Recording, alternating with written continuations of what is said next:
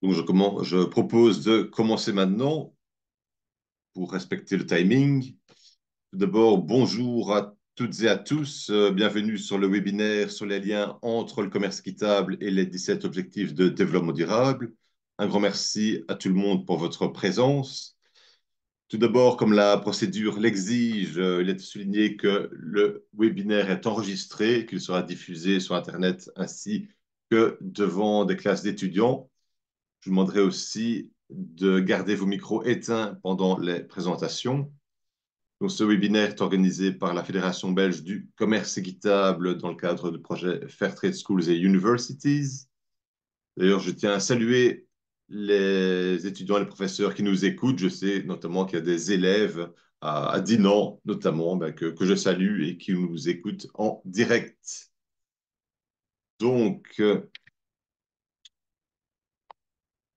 la structure du webinaire est la suivante. Tout d'abord, on entendra bien Lydia Avilés, évaluateur, Climate Pact ambassadeur, consultant développement durable auprès de l'Union européenne et par ailleurs CEO de l'entreprise Alstom. Ensuite, nous aurons le plaisir d'entendre deux entrepreneurs membres de la fédération. Il s'agit de Yannick Hart, ici présent, ambassadeur ODD et CEO de l'entreprise Food at Work. Ensuite, ce sera Julien Collard, directeur de la brasserie d'Alès, qui prendra la parole. Caroline Laroy prendra le relais vers midi. Donc, Caroline est coordinatrice du projet commune du commerce équitable. Et enfin, nous aurons le plaisir de terminer avec une intervention de Pauline Grégoire, chargée de recherche et de campagne d'Oxfam Magasin du Monde, qui nous parlera de l'égalité des genres. Avant de donner la parole aux différents orateurs, je vous propose une vidéo de 4 minutes et demie qui présente le projet Fairtrade Schools et Universities, où il sera question déjà des objectifs de développement durable.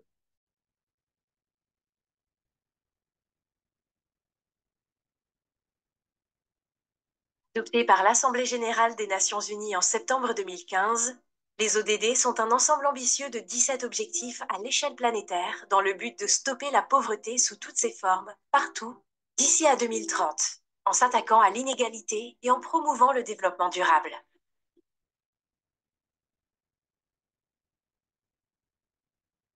Le 25 septembre 2018, 3 ans jour pour jour après l'adoption des objectifs du développement durable, plusieurs centaines d'organisations à travers le monde se sont unies pour lancer la Charte internationale du commerce équitable, qui établit les valeurs fondamentales du commerce équitable et définit une vision commune pour atteindre les objectifs de développement durable. Cette charte, déjà soutenue par plusieurs centaines d'organisations à travers le monde, se donne 3 objectifs. Soutenir le travail des organisations de commerce équitable en sensibilisant les consommateurs et les citoyens sur l'importance et l'impact du commerce équitable. Faciliter la collaboration entre les organisations de commerce équitable en reliant leurs missions et stratégies spécifiques avec la philosophie commune du mouvement. Aider les autres acteurs qui travaillent avec les organisations de commerce équitable, au sein des gouvernements, du milieu universitaire ou du secteur privé, à reconnaître les valeurs et approches qui rassemblent ce mouvement mondial. Fairtrade Schools and Universities, initiative de la Belgian Fairtrade Federation, avec le soutien de la région wallonne. Lancé en septembre 2022, le projet Fairtrade Schools and Universities a pour mission principale de créer des ponts entre le secteur du commerce équitable et le monde estudiantin, tout en sensibilisant les acteurs de demain à la transition écologique et sociale à travers l'organisation de plusieurs actions, telles que des conférences ou des interventions orales lors de cours, la diffusion de reportages vidéo ou de podcasts sur le commerce équitable, des stands de sensibilisation, la création d'outils pédagogiques ou d'autres actions telles que des visites d'entreprise, des ateliers cuisine à base d'ingrédients équitables, des apparitions sur les radios estudiantines ou encore des études marketing sur des entreprises du secteur. On est parti du constat que c'était chouette d'avoir des bières belges Ça serait quand même vachement plus intéressant que les bières belges qu'on produit soient faites avec des matières premières belges. Toujours la chose que nous on fait, c'est go beyond regulations. C'est nous-mêmes qui avons pris la décision que notre produits sont fair trade. Vous êtes les futurs acteurs de nos sociétés demain. Et donc, ben voilà, vous serez peut-être acteurs de sociétés comme les nôtres. J'ai découvert quelque chose que j'ignorais totalement, le commerce équitable.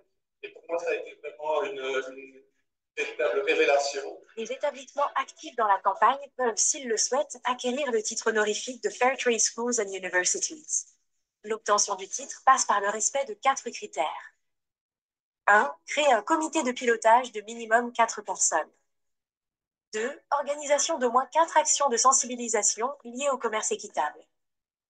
3. Communiquer avant et après chaque action. 4. Donner 2 exemples d'achat de produits équitables.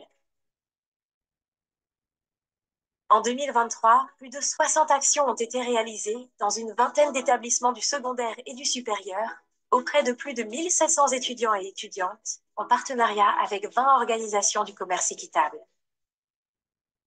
La richesse du réseau de la Fédération belge du commerce équitable a permis de faciliter la mise en place de conférences en français et en néerlandais, We give an expertise over eerlijke handel. mais aussi en anglais, How does it work? There's two mechanisms why it works, right? en espagnol Cooperativa, un progetto internazionale. et en italien. Noi felicemente collaboriamo già da credo più di 10 anni. Intéressé par le projet Fair Trade Schools and Universities, vous trouverez plus d'informations sur le site www.ftsu.be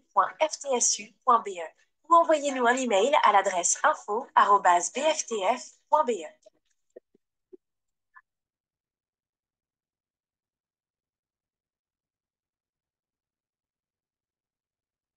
Voilà, voilà.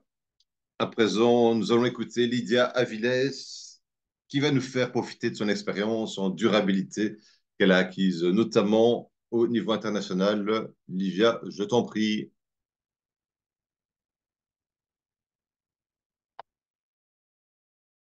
Merci Pierre-Louis, merci tout le monde. Merci, c'était chouette les petites vidéos. Je pense qu'on a vu quelque chose de similaire. Je ne sais pas si c'était la même chose le jour qu'on s'est rencontrés à l'université l'autre jour. Tout à Ok, fait.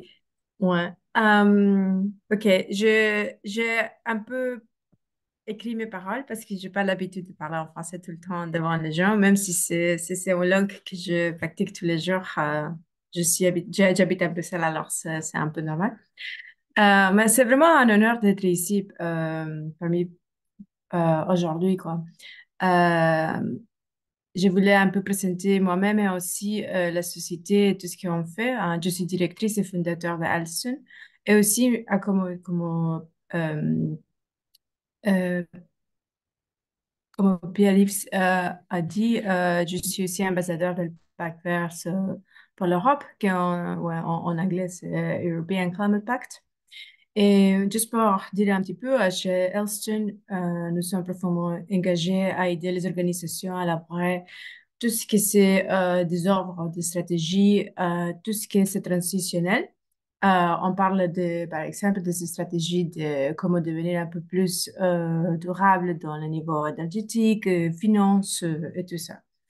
Euh, là, honnêtement, on pense de plus en plus qu'on fait les choses, que le monde, ça devient un peu plus complexe dans tous les sens. Mais on est convaincu que la collaboration entre toutes les industries et les secteurs, c'est plus un luxe qu'on peut avoir. C'est plus une option et c'est vraiment une frontière qu'on doit passer parce que c'est un peu si on a l'idée de devenir un planète complet au niveau durable, ça veut dire qu'on travaille tous ensemble. Il n'y a pas moyen de dire, oui, il y a un pays qui travaille plus que l'autre. Et après, ça vient comme une dette, c'est pas vraiment comme une solution. Mais alors, dans Elston, on aide un peu les sociétés au niveau de ça, tout ce qui c'est des stratégies, de executive management et tout. Aussi de manière technique, parfois, par exemple, comme donner les rapports de sustainabilité et tout. Mais aussi, c'est plus dans le niveau d'éducation pour aider les gens à comprendre qu'est-ce qu'il faut faire. Parce que c'est un peu bizarre, mais parfois, les entreprises sont déjà durables et parfois, c'est même pas, tu vois. Alors, qu'est-ce qu'on fait? C'est on fait une analyse et on dit, oui, voilà, ça, c'est normalement dans les cadres de durable et pas pas ça. C'est juste un petit exemple. Non? Mais comme aussi, un chose personnelle et plus important peut-être de la mission de Elstone, c'est que on a vu aussi pour mission d'accélérer l'objectif de développement durable 17, qui spécialement parle de la collaboration et les partenaires. Euh, et maintenant, juste pour parler un peu de ça, peut-être c'est important pour tout le monde de comprendre que le numéro 7 dans le, ce sont pas qu'il y a un plus important que l'autre. Je pense qu'ici, tout le monde connaît un peu le Sustainable Development Goals, SDGs. Mais le numéro 17, pour nous, c'est plus important dans le niveau de collaboration et partenaire parce que, comme j'ai déjà dit, on a besoin chacun. Et on a tous de bonnes idées, on a tous de belles actions. Et c'est bien de trouver tout le temps dans les autres secteurs qu'est-ce qu'ils sont déjà faits pour nous apprendre et vice-versa.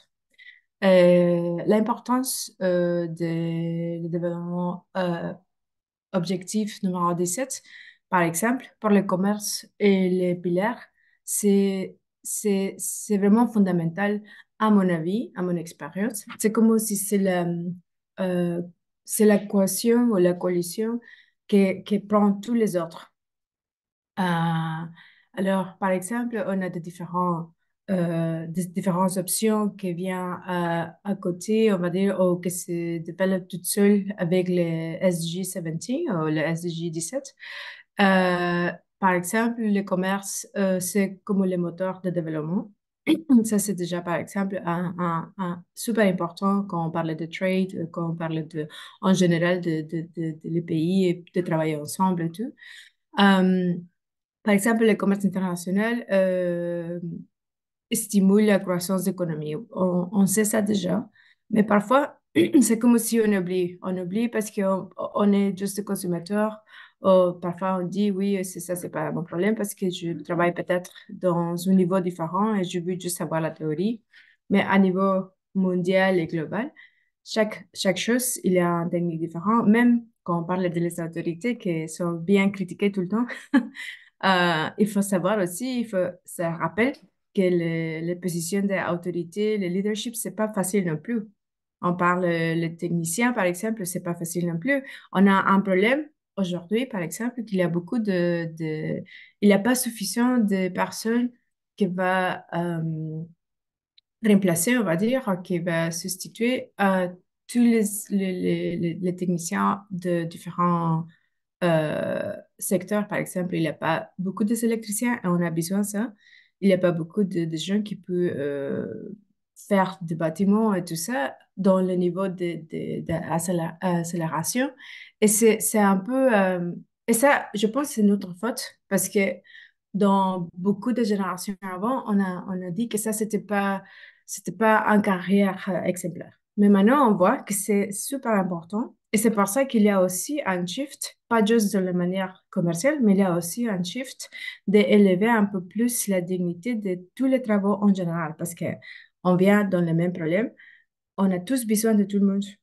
Et ça, avant, on a dit oui, ça c'est plus important et ça c'est plus important, mais maintenant, avec tous les systèmes qui viennent, c'est comme si on découvre la planète encore une fois. Et alors, si je continue un peu dans les secteurs de trade, par exemple, les systèmes, l'inclusivité de les systèmes commerciaux mondiaux insiste, par exemple, le numéro 17, insiste sur la nécessité de politiciens commerciaux inclusifs, de garantir les petits et les moyennes entreprises les femmes entrepreneurs, les communautés qui sont marginalisées, toutes les choses qu'on a appris de ton présentation, Pierre-Yves, la dernière fois.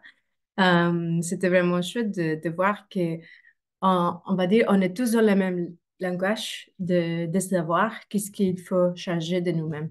Euh, Moi, je dis de nous-mêmes parce que je me concentre beaucoup, mes concentrations personnelles, c'est de pas de changer les autres, mais de changer qu'est-ce que je peux faire pour la planète, qu'est-ce que je peux faire pour ma société, ou pour mon entreprise, ou pour ma maison, tout ça. Hein.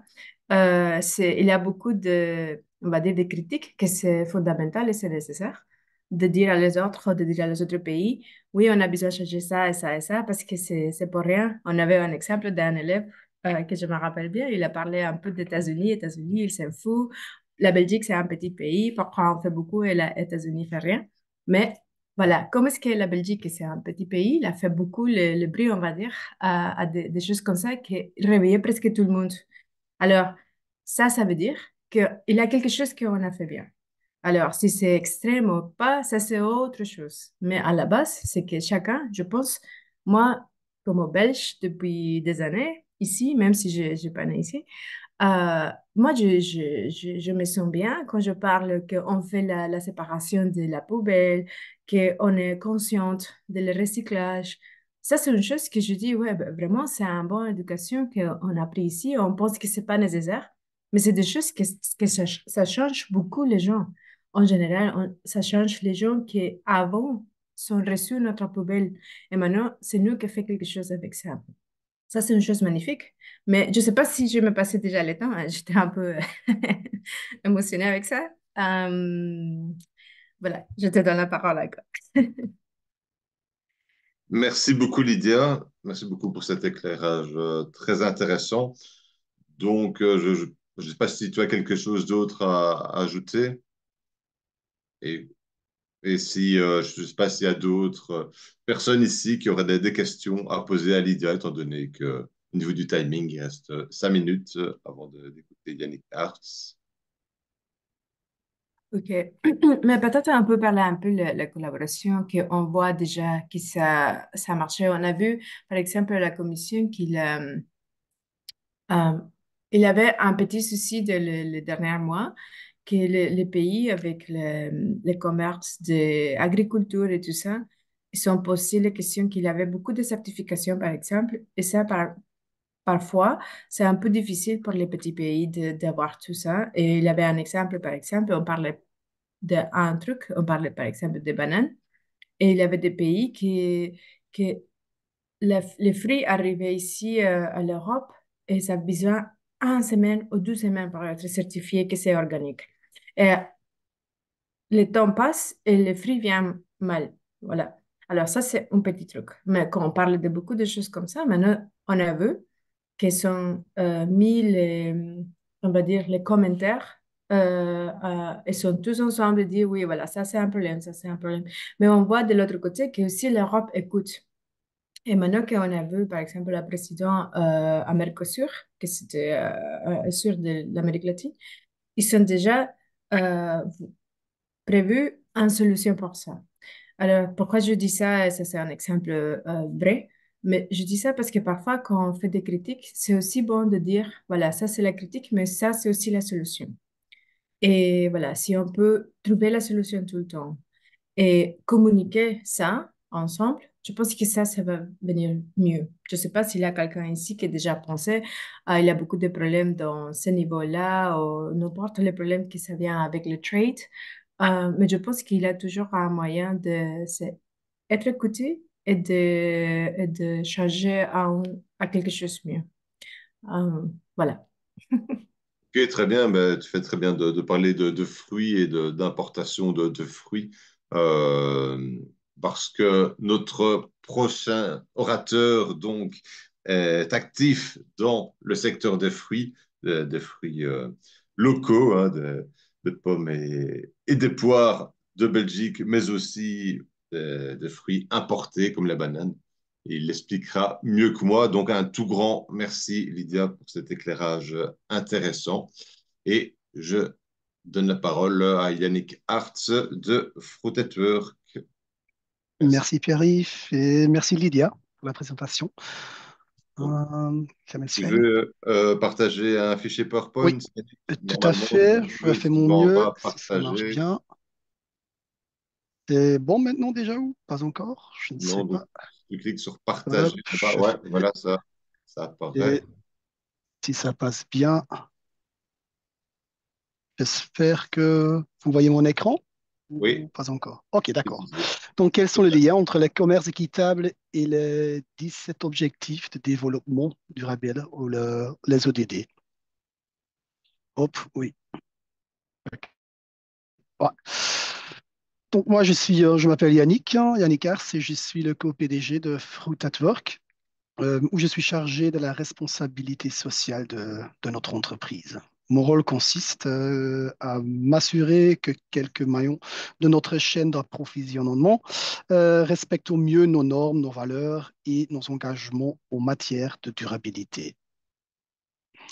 L'année 2012 est en quelque sorte la date symbolique à laquelle que nous avons pris en conscience de l'importance de l'entrepreneuriat durable.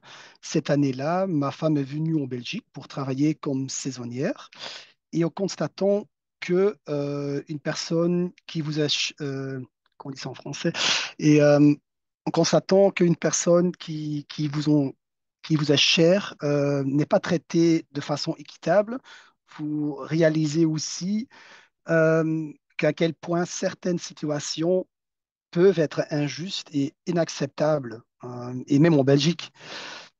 Il en va de même pour le racisme. Ce n'est qu'en ayant directement confronté que l'on prend pleinement conscience de son impact et que l'on ressent le besoin d'agir pour changer quelque chose. Donc, que fait-nous avec Fruit at Work? Bien, c'est très clair qu'on fait avec Fruit at Work. Chez Fruit at Work, nous veillons à ce que les gens adoptent un mode d'amélioration plus sain, au fait d'améliorer leur santé et donc également leur performance. Pour cela, nous proposons des corbeilles de fruits à grignoter au travail. Elles sont mises gratuitement à disposition des employés par leurs employeurs et ces avantages sociaux et exonérés d'impôts, tant pour les employeurs et que pour le personnel. Parmi nos clients, nous comptons des entreprises, des organismes publics et des écoles répartis dans tout le Benelux. Dans le secteur éducatif, nous participons également aussi au projet Fruits à l'école et Oog voor Lekkers, ou comme Smakelijke Scholen, on a aussi en Anvers et en Flandre. On peut faire aussi des livraisons en Wallonie. Notre devise en néerlandais, c'est Eerlijk is heerlijk et en français, c'est savourer l'équité ou honnêtement délicieux, reflète parfaitement notre engagement. Nos clients savent aussi ainsi à que s'attendre. Chez Fruit at Work, la durabilité est au cœur de toutes nos actions que nous faisons. Après notre prise de conscience en 2012, nous avons intégré le concept d'entrepreneuriat durable dans nos activités en 2014. Vous voyez aussi sur la photo, c'est une photo de la Russie. Et à ce moment, en 2014, c'est la Russie qui a annexé la Crimée. L'Europe a alors pris des mesures économiques et on repose. La Russie a notamment fermé son marché aux fruits belges. Cette situation a fortement perturbé l'équilibre entre l'offre et la demande. Et les prix pour les pommes et les poires belges ont chuté. Chez Fruit at Work, nous avons alors pris une décision importante. On a continué à offrir à notre producteur un prix qui était correct, prix équitable pour leurs produits. Ce prix, c'est plusieurs fois supérieur au prix du marché et leur permettait de maintenir leur activité. Et aujourd'hui encore, c'est toujours ainsi à cette manière, on fonctionne encore au jour d'aujourd'hui. Donc, pourquoi ce modèle, le commerce, ne s'applique qu'aux producteurs belges? Pourquoi on ne regarde pas aussi un petit peu plus loin? Pourquoi ne rémunérons-nous toujours pas les producteurs du Sud de manière équitable? Nous avons étudié de plus près le secteur Fairtrade et depuis 2018, nous suivons les directives et sommes certifiés Fairtrade. Nous n'avons pas entrepris cette démarche à la demande de nos clients, mais de notre propre initiative. Chez Fruit at Work, nous croyons fermement que les entreprises ont une grande responsabilité en matière de développement durable. En tant que les entreprises, vous avez le pouvoir de déterminer ce que les clients peuvent acheter. Euh, Par conséquent, par conséquent, euh, c'est vous qui déterminez si le consommateur a accès ou non à un produit qui est équitable. Donc, que signifie fair trade exactement? Traduit littéralement, fair trade signifie commerce équitable, c'est-à-dire un commerce respectueux de l'homme et de la nature. Pardon. En faisant un rapprochement entre les ODD et fair trade, on constate que il y a au minimum 12 des 17 ODD font partie intégrante des objectifs fondamentaux de fair trade. Il existe donc une connexion très étroite entre les deux. Les ODD s'articulent autour du 5P, c'est le peuple, la planète, la prospérité, la paix et les partenariats. Et les ODD ont été mises en place enfin que notre monde devienne un lieu agréable pour tous et pour qu'il reste. Le commerce équitable ne poursuit pas le même objectif? Moi, je pense oui. Maintenant, j'aimerais passer en revenu avec vous les 12 ODD accueil Fairtrade contribuer essentiellement. Cela vous permettra de mieux comprendre les liens existants entre Fairtrade et les ODD. Donc, en septembre 2015, les États membres des Nations Unies ont adopté les objectifs de développement durable euh, avec euh, pour le but de s'éteindre d'ici à 2030. Ces objectifs ont le potentiel d'améliorer la vie de 1,3 milliard de petits exploitants et travailleurs agricoles. Fairtrade se concentre sur un certain nombre d'ODD sur lesquels nos efforts peuvent faire une réelle différence. Si on regarde le premier point, c'est l'ODD 1, la lutte contre la pauvreté. Le prix minimum que Fairtrade donne à un filet de sécurité pour 1,7 million de producteurs et de travailleurs dans plus de 75 pays. Il est protégé de la volatilité des marchés et est basé sur le coût d'une production durable. Les petits producteurs et travailleurs fournissent 70% de la nourriture de la population mondiale et peuvent jouer un rôle majeur dans la éradication de la faim sur la planète. Mais pour cela, ils doivent toutefois obtenir des prix équitables pour le récolter ainsi que l'aide adéquate. Pour donner davantage de valeur à leurs produits, Fairtrade leur fournit donc du soutien, notamment sur le plan technique. Donc, c'est l'ODD2, le fin à zéro. L'égalité est aussi très important. L'égalité des droits entre les hommes et les femmes est un élément important dans les principes de Fairtrade en interdisant la discrimination de genre, l'harcèlement sexuel et la violence basée sur le genre. Fairtrade contribue à renforcer les rôles des femmes. En outre, la prime Fairtrade est utilisée pour la formation en leadership liée au genre et le financement d'initiatives en faveur des femmes. L'autre des 8, c'est aussi très important. Fairtrade défend les travailleurs qui produisent notamment notre thé, notre banane et les textiles. Ils bénéficient des meilleures conditions de travail, par exemple les heures de travail, les heures supplémentaires, il y a des contrats, euh, et aussi que l'important droit fondamentaux des travailleurs, tels que le droit à la négociation collective et la liberté d'association. On fait le standard leur garantit l'accès aux équipements nécessaires pour travailler en toute sécurité. Je m'excuse. Avec l'ODD 10, l'inégalité réduite, ça c'est correctement. Fairtrade aide les femmes, les jeunes et les migrants à accueillir une plus grande confiance en eux pour participer à la prise de décision au sein des coopératives et des plantations.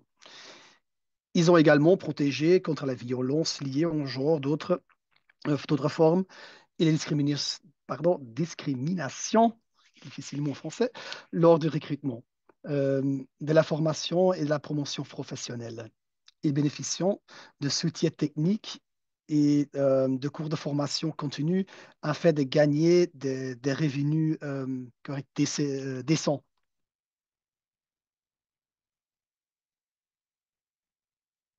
De part, l'organisation de producteurs sont aidés à respecter la norme sociale et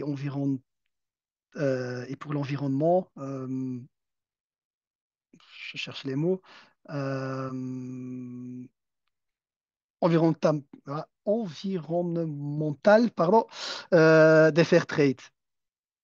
D'autre part, la négociation et les acheteurs sont responsables, entre autres, dans le cadre du fair trade standard, hein, le standard commercial fair trade, du paiement des prix équitables et la transparence des contrats, du préfinancement des producteurs et, et du respect des réglementations en matière de travail et de l'environnement. C'est aussi à cette manière qu'on travaille avec Fruit at Work. Oups, pardon, je m'excuse. Oui, c'est l'autre, voilà. Donc, aussi le milieu, l'environnement est très important pour le climat, est aussi très important avec Fairtrade. Fairtrade soutient la protection de l'environnement et de la biodiversité grâce à divers standards et des programmes. Aussi, un nombre croissant de producteurs utilisent l'eau de pluie pour planter des arbres. Ouf, pour des schaduw. Ils plantent des arbres pour L'ombre. l'ombre. L'ombre, oui, merci. Et adoptent les biogaz et les sources d'énergie renouvelables et investissent dans des engrais organiques et agroforesterie dynamique. Voilà. En outre, le Fairtrade Climate Standard est le premier de son genre à s'attaquer au déséquilibre du marché du carbone et à garantir un rendement financier équitable aux producteurs. Aussi, c'est bien pour savoir que Fairtrade est le seul label au monde dont 50% appartiennent aux producteurs et aux travailleurs eux-mêmes. Les coopératives Fairtrade, qui pourraient être démocratiques, euh, transparentes et inclusives, doivent adhérer aux normes Fairtrade, peuvent conclure de meilleurs accords avec les négociants. Elles ont également accès au crédit, aux assurances et d'autres services financiers. Euh, Elles décident elles-mêmes de l'usage qui est fait de la prime Fairtrade, comme améliorer la productivité ou encore répondre aux priorités de leur communauté en matière de développement durable, par exemple.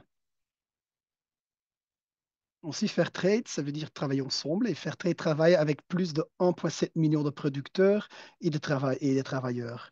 Il y a plus de 1600 organisations de producteurs. Il y a plus de 4000 entreprises et une multitude de syndicats, des consommateurs et des militants à travers le monde.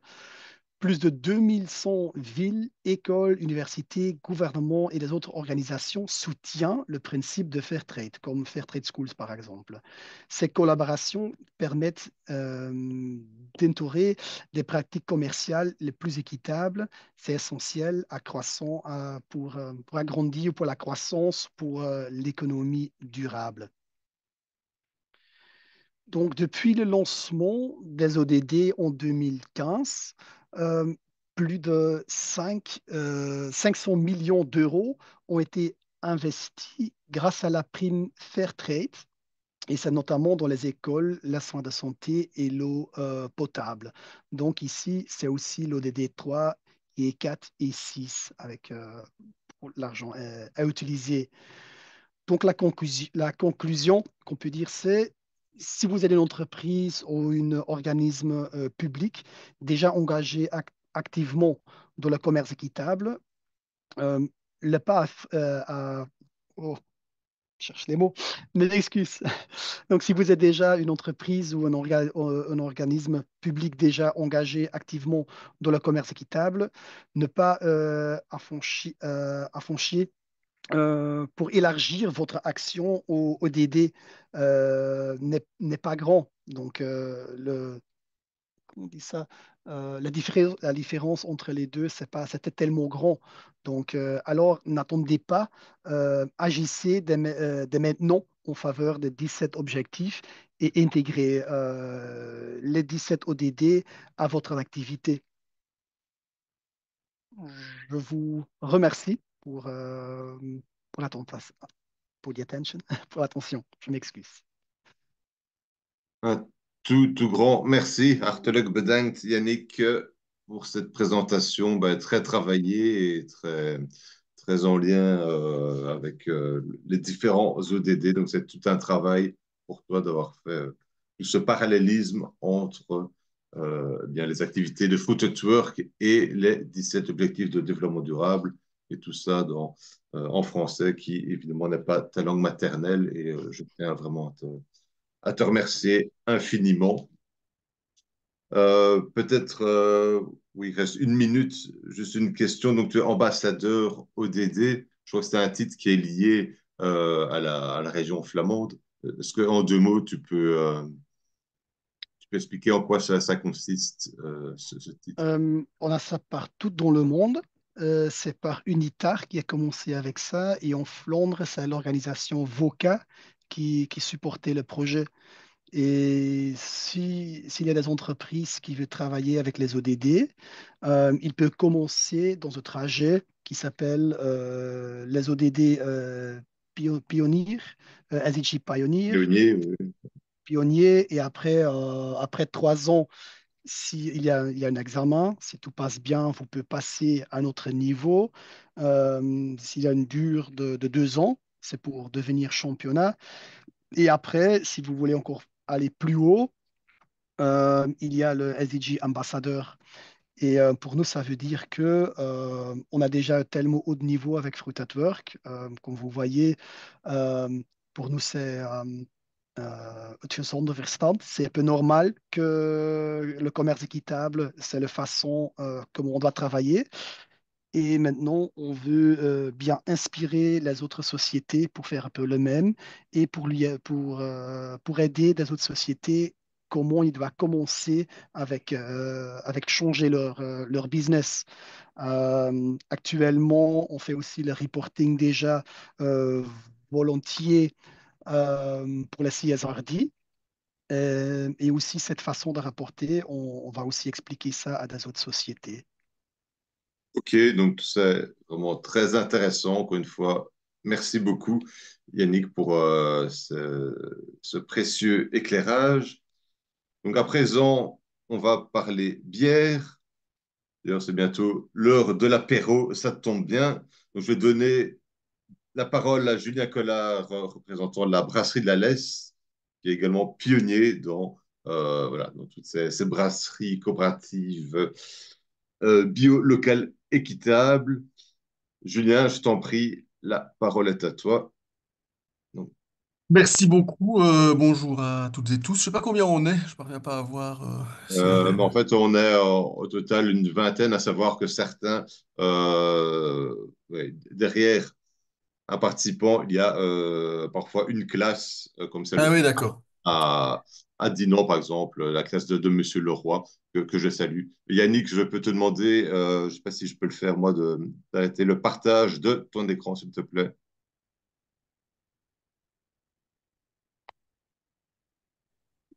Je vais essayer. Voilà, ici. Hop. Merci beaucoup. Vas-y, Julien, je t'en prie. Voilà, donc bonjour à toutes et tous. Donc c'est moi, c'est Julien, je suis administrateur délégué à la brasserie La Laisse. Et ben voilà, Pierre, il va demander un petit peu de vous expliquer, enfin de vous parler en tout cas de notre expérience, nous ici, au niveau de la brasserie La Laisse, dans l'optique, par le prisme du développement durable, les 17 piliers du développement durable. Je sais pas s'il faut les rappeler ici, on les connaît, hein. Donc voilà, à la question de savoir qu'est-ce qui, quel est le lien entre le développement durable à Brasserie de la Lesse et notamment l'organisation que Pierre-Yves chapeaute. Nous ici, je veux dire, on va dire le développement durable, ça fait vraiment partie de l'ADN du projet. Euh, on est né en 2011, on a eu l'occasion. Après l'histoire de la brasserie, je veux dire, c'est si on prend l'aspect vraiment brassicole, on est vraiment sur une histoire un peu, je vais pas dire banale, mais en tout cas habituelle, une bande de copains qui décident, amateurs de bière, de se lancer de manière amateur et puis qui se professionnalise. La particularité chez nous, elle est dans le sens que la brasserie, on crée une brasserie, donc on crée aussi une entreprise. Euh, et que en 2011, on est déjà sur un constat du monde, on va pas dire peu reluisant. Enfin, on est 3 ans après la crise des subprimes, on est déjà dans un constat climatique qui est pas foufou. Et donc, c'est de se dire, mais comment est-ce qu'on peut s'inscrire dans la modernité, en sachant que la modernité pour nous consiste à dire ben, comment est-ce qu'on peut prendre en compte les enjeux du 21e siècle. Donc, ce qui est vraiment lié à l'époque actuelle. Pour nous, c'est ça la modernité, c'est pas forcément la technologie à tout va, c'est vraiment de s'inscrire dans un temps présent et qui va prendre en compte les générations futures. Et donc, le modèle qui se développait, qui correspondait le mieux à ce niveau-là était la coopérative à finalité sociale. Et donc, on s'est constitué en coopérative. La finalité, coopérative, ça dit bien ce que ça veut dire. Euh, c'est qu'on est plusieurs comment on n'est pas propriétaire de la brasserie, on a vraiment des coopérateurs qui participent, donc il y a vraiment une notion, on va dire, locale, citoyenne presque, hein, dans le fait que on implique d'autres personnes que les porteurs de projet finalement dans le projet lui-même. Et donc ça rejoint à ce niveau-là. On va dire ce qu'on appelle nous la gestion participative, le fait de donner du sens à une épargne, de sensibiliser des gens à une démarche, ici en l'occurrence alimentaire. Euh, la finalité sociale, elle par contre, qu'est-ce qu'elle raconte? Ça veut dire que l'objectif de l'entreprise ne va pas être spécialement de gagner de l'argent, de faire du bénéfice. Donc, on a toujours plaisir à dire que en fin d'année, une fois qu'on a payé nos salaires, nos charges, nos emprunts, nos matières premières, ce genre de choses.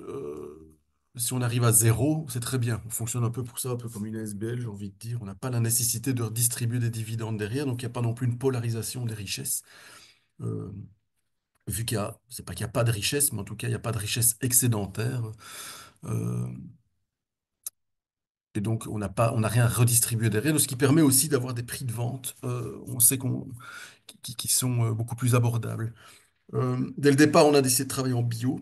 Euh, alors, on n'a pas été labellisé tout de suite, mais donc parce que notamment le fait de se dire, bon, on travaille, on est en étroite relation avec le milieu agricole, hein, puisqu'on travaille avec des matières premières vivantes, que ce soit de l'orge, que ce soit du houblon, et donc ça passe par l'agriculture. Donc, c'est de se dire, si on travaille en bio, non seulement on va avoir un produit de meilleure qualité, mais aussi ça va nous garantir le fait que les personnes avec qui on va travailler vont aussi s'inscrire dans cette démarche-là. Alors c'est vrai que parfois on peut se poser la question, on se dit, mais tiens, le bio, la certification, qu'est-ce qu'elle a encore comme valeur aujourd'hui? Surtout quand on voit, voilà, avec les accords du Mercosur, ce genre de choses, que les standards ne sont pas les mêmes éventuellement partout, ce genre de choses. Et qu'au fil des ans, ça a parfois tendance à se lisser un peu au niveau des contraintes.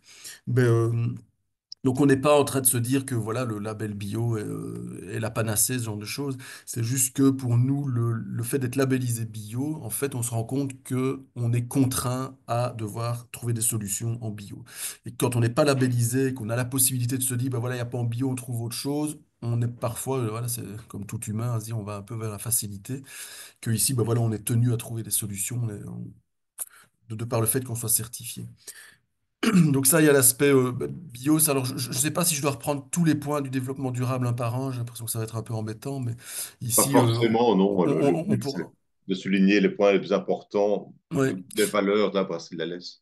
Tout à fait. Donc ça, on pourra terminer par ça, en tout cas en les passant en revue, peut-être en disant voilà à quel point on rentre là-dedans. Donc je disais coopérative finalité sociale. Donc la finalité sociale, le premier cercle de priorité, en tout cas ici au niveau de la brasserie, c'est le bio. En tout cas au niveau de la bière. Donc si c'est pas bio, ça ne rentre pas dans la brasserie. Le deuxième cercle de priorité, ça va être l'aspect local. Donc, circuit court. Donc, est-ce que c'est bio? Oui, ça rentre. Est-ce que c'est local? Oui ou non? Bah, si c'est oui, ça rentre. Si c'est non, ça ne rentre pas. Alors, parfois, on a. Donc, on sait qu'ici, pour l'instant, on a 100% bio. Là, ça, c'est indéniable. 100% de nos matières premières sont bio. Maintenant, je pense qu'on a 95, 95 et 97% de matières locales, étant donné que parfois, ça permet à des filières qui n'existent pas. Jusqu'à il y a peu encore, on devait travailler avec du sucre de canne bio parce qu'il n'y avait pas de sucre de betterave bio, en tout cas en Belgique. Alors maintenant, on a trouvé, voilà, la filière existe depuis 2 ans maintenant en Allemagne et dans le nord de la France. Donc ça nous permet de relocaliser au fur et à mesure aussi, tout simplement. Alors, dans les autres objectifs, ben, il y a l'écologie de manière générale. Donc, c'est-à-dire aussi que tous les bâtiments ici, on est dans une vieille ferme qu'on a rénovée. Ben, voilà, dans le choix des matières premières, dans le choix, pardon, des matériaux, on va privilégier aussi des entreprises qui vont travailler, ben, des entreprises ancrées localement, des entreprises qui vont travailler aussi avec des matériaux écologiques. Donc, on travaille essentiellement en structure bois, ossature bois, isolation cellulose, isolation paille, ce genre de choses.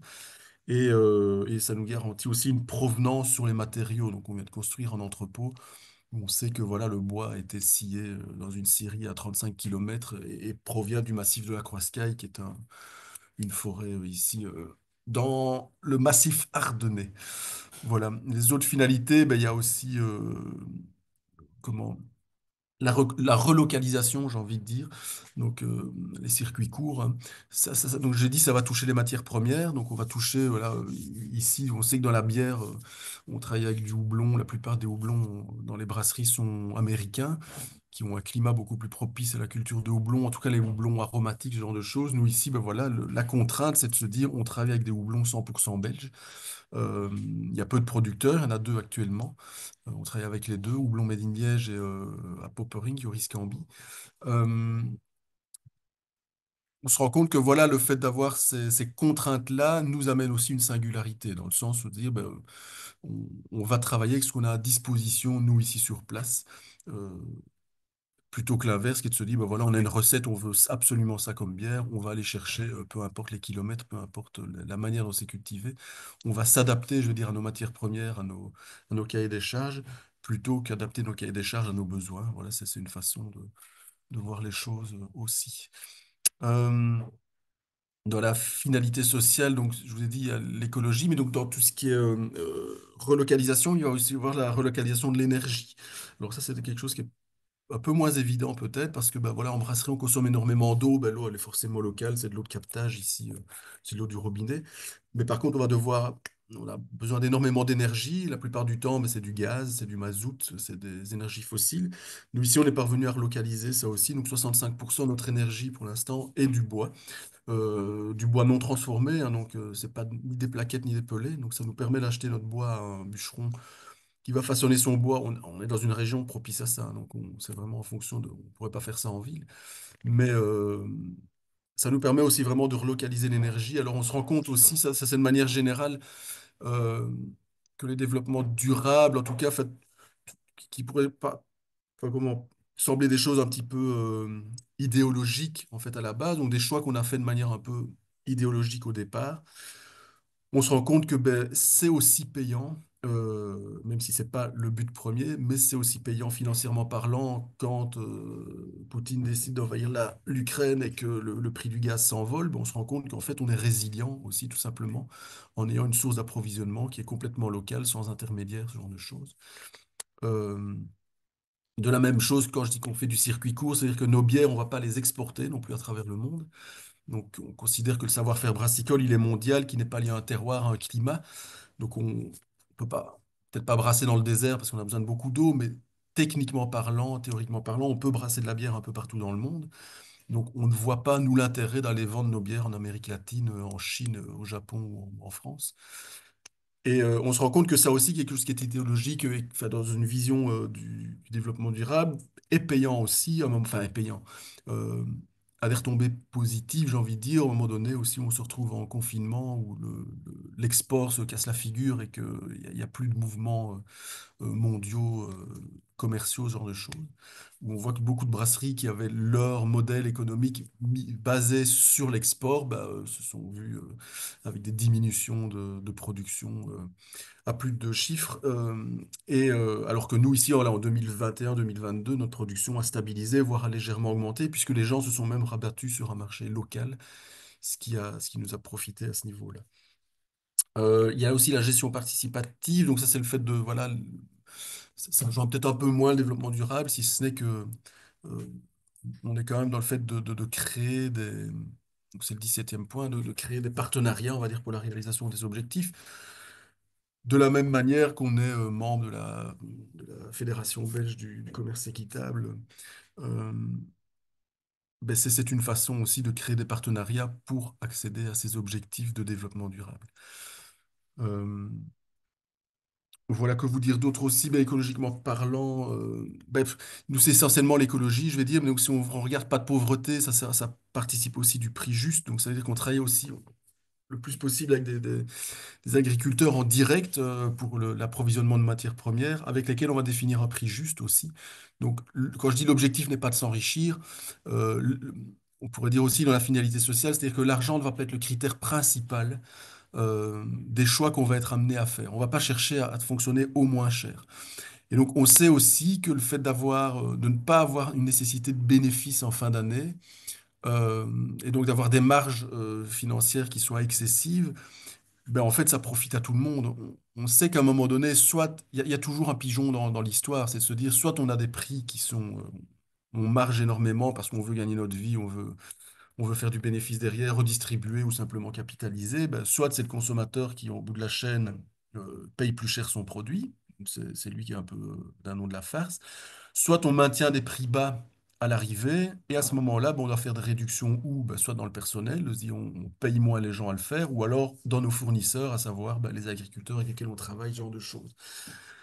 Donc le fait d'avoir la finalité sociale de l'entreprise avec des prix bas, mais tout en rémunérant les gens de manière juste, avec des marges correctes pour tout le monde, sans qu'elles ne soient excessives, on se rend compte que ça participe au fait de maintenir le fait de ne pas avoir de pauvreté. Le fin zéro, qui est le point 2 au niveau des- du développement durable, bah, on pourrait se dire que ça rejoint en fait ça, hein, ça c'est un peu lié à la pas de pauvreté. Bah, voilà, si le fait d'avoir on est conscient qu'on reste dans de la bière, qu'on n'est pas dans un aliment qui est indispensable à la survie de l'espèce, quoique dans les périodes moroses, ça peut relever le moral. Mais voilà, en tout cas, ça nous permet d'avoir un prix de vente qui soit accessible au plus grand nombre, alors qu'on est dans des produits de qualité. On se rend compte parfois que le produit bio, local, ce genre de choses, est réservé à des gens qui ont un pouvoir d'achat un peu plus grand. Nous, ici, on essaie vraiment d'avoir un produit de qualité accessible au plus grand nombre. C'est vraiment le but de la coopérative. Bonne santé, bien-être, ben, ça, on va dire que la- le, le- on va pas parler de la bonne santé tandis qu'on vend de l'alcool, même si ici, nous, le but n'est pas non plus. On a cette conscience-là aussi de se dire, on sait qu'on est sur un produit qui peut être addictif, ce genre de choses. Alors, c'est quelque chose qu'on réfléchit ici. Euh, on a une dynamique aussi d'entreprise qui consiste à dire, on ne boit pas au travail, on n'est pas dans un truc où on se dit, voilà, l'alcool est présent partout. Et on n'est pas non plus dans le fait de se dire, on veut vendre le plus possible non plus. Donc, le but au niveau de notre communication, au niveau aussi de ce qu'on transmet comme image, comme message, genre de choses, c'est toujours de se dire, voilà, notre slogan, c'est toujours buvez peu, buvez mieux. Donc l'idée, c'est de se dire ne pas boire en quantité spécialement, mais plutôt boire en qualité en termes de produits. Le bien-être, il se situe aussi au niveau du travail, au niveau de l'équipe, puisque bah, le fait de ne pas avoir cette nécessité de bénéfice derrière fait qu'on n'est pas non plus dans une course à l'hectolitre ou dans une course à la croissance absolument, ou une course au résultat. Et donc, en termes de conditions de travail, tout simplement, bah, ça facilite grandement le bien-être au travail. Éducation de qualité, bah, ouais, je pense qu'on rejoint vraiment ce genre de choses. Égalité entre les sexes, on sait que le milieu brassicole est un milieu fort masculin. On travaille aussi à ça, à féminiser, à inclure en tout cas, enfin, c'est pas spécialement féminiser, mais en tout cas être le plus inclusif possible et travailler là-dessus. Euh, Au niveau de l'eau, ça c'est un aspect vraiment sur lequel on travaille beaucoup, dans le sens, on sait que la qualité de l'eau pour nous est super importante et que les eaux aussi qu'on va rejeter euh, vont être les plus propres possibles. Donc ça va regarder aussi avec comment les produits de nettoyage avec lesquels on va travailler, le fait de se dire de pouvoir doser, de ne pas automatiser nos nettoyages et passer par une installation d'épuration, en sachant que nous ici, on est de toute façon on est collecté à une station d'épuration collective, quoi.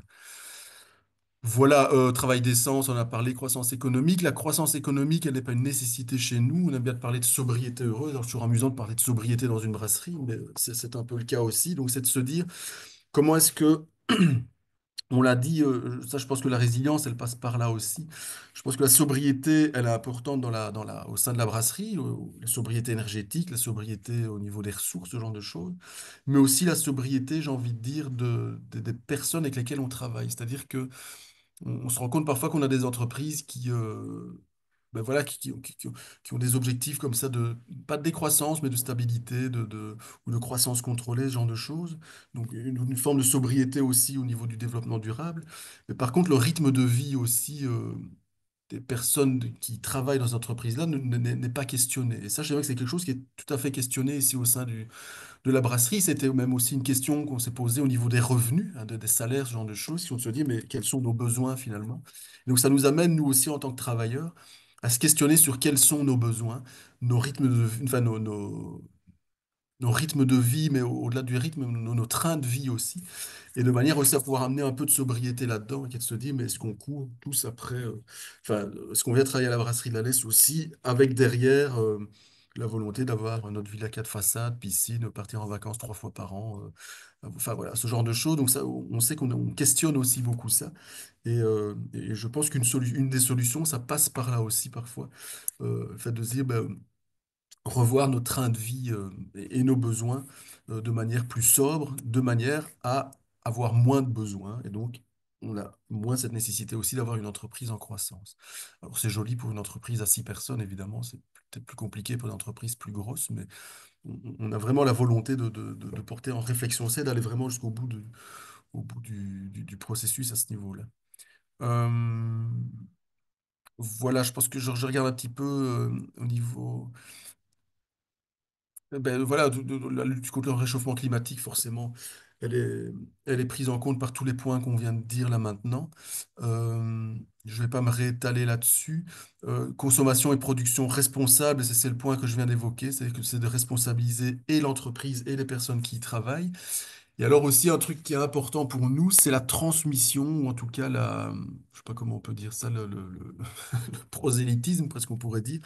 Mais c'est-à-dire que moi, j'ai toujours plaisir à dire, la bière chez nous n'est pas une fin en soi. La bière est un moyen, donc c'est-à-dire qu'on se veut aussi un petit peu laboratoire pour dire que, en prenant en compte vraiment tous les aspects, les aspects les plus larges du développement durable, on voit souvent dans les entreprises, on se dit, bah voilà, nous on a un produit dans notre gamme qui est bio, on va faire attention à l'énergie, ou nous on va faire attention à ceci ou à cela.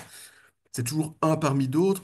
Nous, il y a une volonté de se dire, on essaie d'être attentif au plus grand nombre de points, donc vraiment de vouloir un peu laboratoire, avec la volonté de pouvoir se dire, mais en faisant attention à tout, il y a moyen quand même d'être rentable et d'avoir une entreprise qui soit florissante avec tous les aspects que je viens de donner.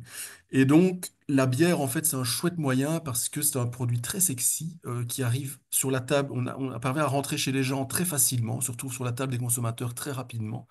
Les gens viennent à nous aussi parce que ben voilà, ils veulent visiter la brasserie, ils veulent venir boire un verre, ce genre de choses.